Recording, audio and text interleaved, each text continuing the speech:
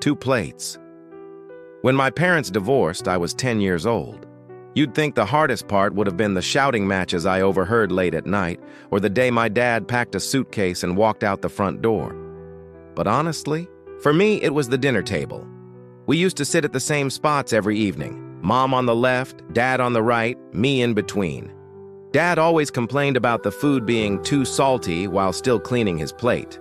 Mom would scold me for not eating my vegetables. I'd push peas around and wait for dessert. It wasn't perfect.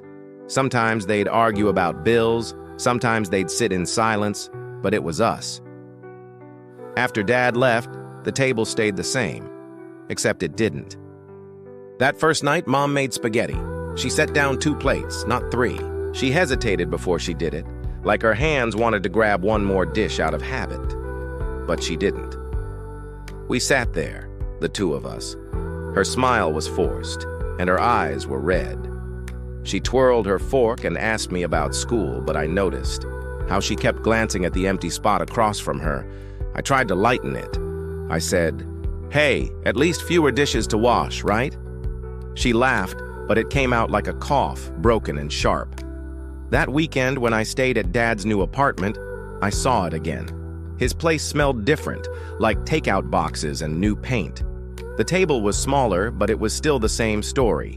2 plates. His voice was too cheerful, like he was trying to convince both of us this was exciting. "Bachelor pad," he called it.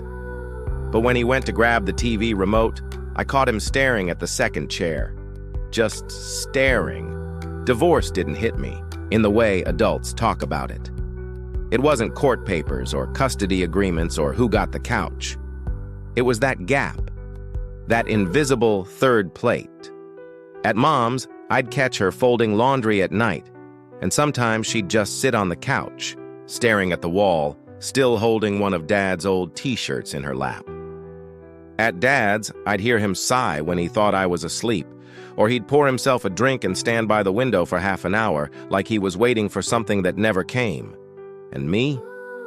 I bounced between their worlds like a ping-pong ball, trying to smile enough for both of them so they wouldn't see how heavy it felt.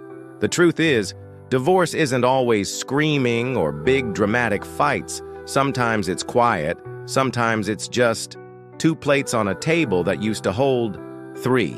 And no matter where I sat, Mom's house or Dad's apartment, one side of the table was always empty.